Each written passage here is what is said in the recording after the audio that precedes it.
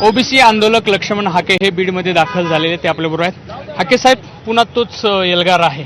आता शासनाच्या कानावर जाणार आहे तुमची तर मागणी 2 सप्टेंबरचा GR रद्द करण्याची. दुसरीकडे जरांगे सरळ सरळ सांगतायत की हा रद्द होऊ शकत नाही, मग रस्त्यावर परत. हे बघा, 2 सप्टेंबरचा GR हा रद्द झालाच पाहिजे. वेगवेगळ्या पक्षाची लोक असोत किंवा ओबीसी बांधव असोत, जोपर्यंत हा GR रद्द होणार नाही तोपर्यंत ओबीसी स्वस्थ बसणार नाही आणि ओबीसीच्या मनातला जो संभ्रम आहे तो दूर होणार नाही. त्यामुळे मुख्यमंत्री महोदयांनी यावरती लवकरात लवकर ॲक्शन घ्यावी, नाहीतर मग निवडणुका आहेतच समोर. निवडणुकीमध्ये सरकारला या रोषाला सामोरं जावं लागेल. स्थानिक स्वराज्य संस्थांच्या निवडणुकीला घेऊन तुम्ही काही बोलला होता की ओबीसीच्या म्हणजे ओपनच्या जागेवर ओबीसी जर उभा राहत असेल तर त्याचा आम्ही प्रचार करू. आता ओबीसी सगळीकडेच उभे राहतील.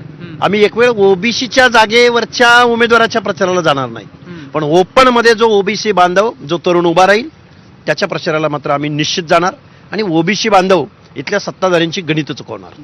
मनोज जरांगे म्हणतायत की हा राष्ट्रवादीच्या अजित पवार गटाचा मेळावा आहे. हे बघा, ते काहीही बोलतात. त्यांच्या बोलण्याकडे आम्ही किती महत्त्व द्यायचं.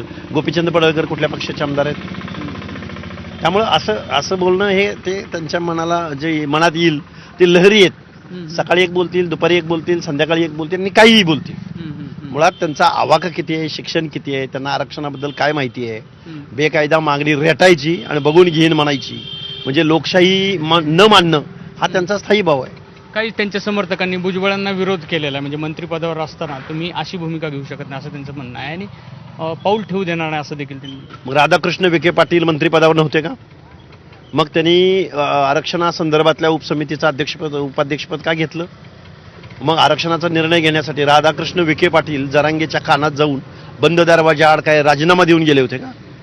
मग आपला तो बाब्या आणि दुसऱ्याचं कार्ट, हा कुठला न्याय? आणि आम्ही मुळात त्यांच्या आरक्षणाला विरोध कुठं केलाय? आम्ही विरोध हा केलाय की ओबीसी मधून मराठा समाजाला आरक्षण देऊ नका. अशा गोष्टीमुळे ओबीसी बांधवावरती अन्याय होणार आहे. ओबीसी बांधव त्यांच्या स्पर्धेमध्ये टिकणार नाहीत आणि ओबीसीला सामाजिक न्यायासाठी आरक्षण दिलंय त्याचा हेतू संपुष्टात येईल. आता या सभेला धरूनच विजय पंडित म्हणतायत की तुम्ही विष पेरू लागलात. आणि तुम्ही काय पेरलंय? तुम्ही काय आंबे पेरलेत का? तुम्ही काय कल्पवृक्ष पेरलाय का? विष पेरलंय तुम्ही. ज्या बीडमध्ये आग लावली ती आग विझवायचं काम ओबीसी बांधव करतोय. त्यामुळं पंडितांनी आता पंडित जास्त दिवसाचे नेते राहतील असं मला नाही वाटत.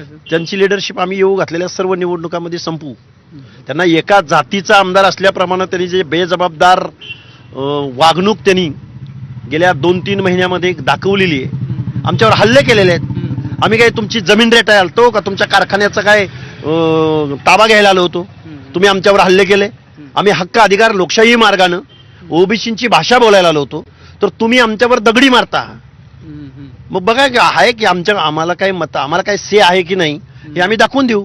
ते म्हणताय की तुम्हाला कोणीतरी चावी देतं आणि तुम्ही चार्जिंगचं भावले. मग आम्ही चार्जिंगवर चालतो तर जरांगी कशावर चालतो आणि तुम्ही कशावर चालता? कुणाच्या आदेशावर चालता?